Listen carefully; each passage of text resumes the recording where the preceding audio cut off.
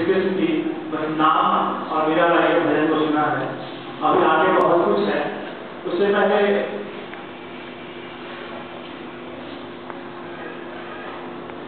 पहले अब कुछ बातें अब मुझे यहाँ बोला गया है सुनाने को, मैंने आज नहीं बोल सकता। कलयुग चल रहा है और कलयुग के बारे में अगर बात की जाए तो रामचरित मानस उत्तरकांड में जो तुलसीदास ने लिख दिया है वह सचमुच सत्य हो रहा है। उसी में से कुछ पंक्तियां हैं, उन्होंने लिखा है कलयुग योग न जग न ज्ञाना एक आधार राम को निकालना।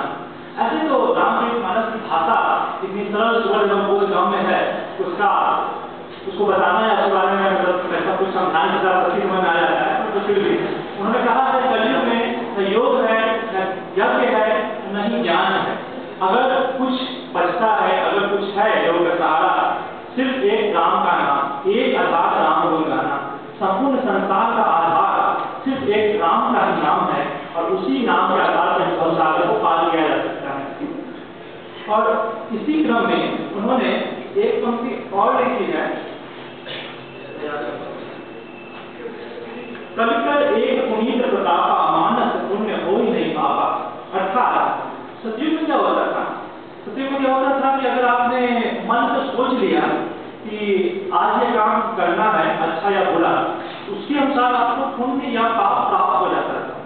परंतु त्रेता युग में भी ये बात थी, परंतु द्वापर युग के बाद और कलयुग में तो हालत ये है कि मानस पुण्य होता है। अगर आपने सोच लिया कि ये भला काम करना है, फिर यात्रा करनी है, तो आपको मानस अर्थात मन में ही सोचने से वो पुण्य तो प्राप्त हो जाता है। परंतु अगर आपने कुछ गलत सोचा भी है तो आपको पाप नहीं लगता। ये कलयुग की महिमा है। इसका तात्पर्य ये नहीं है कि बस बैठे बैठे यही किया जाए आपको कभी करना है। तो इससे मतलब आश्चर्य होता है कि तुलसीदास ने बिना लोग कहते हैं पवित्र रास्ता या ऐसा कलयुग के बारे में जो बातें लिख रहे हैं वो 200 साल बाद एक एक करके सत्य हो रहे हैं। अब उसी क्रम में एक जगह उन्होंने लिखा है, बहुत ही अच्छी बात है, सुत मां नहीं मातु पिता कबलों अवलाद दीख नहीं जबलों।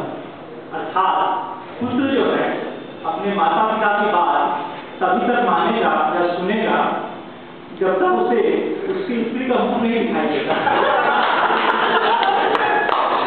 मां नहीं मातु पिता कबलों अवलाद दीख नहीं जबलों। ससुराल याद लगे जब विकुरूप कुटुंब भय।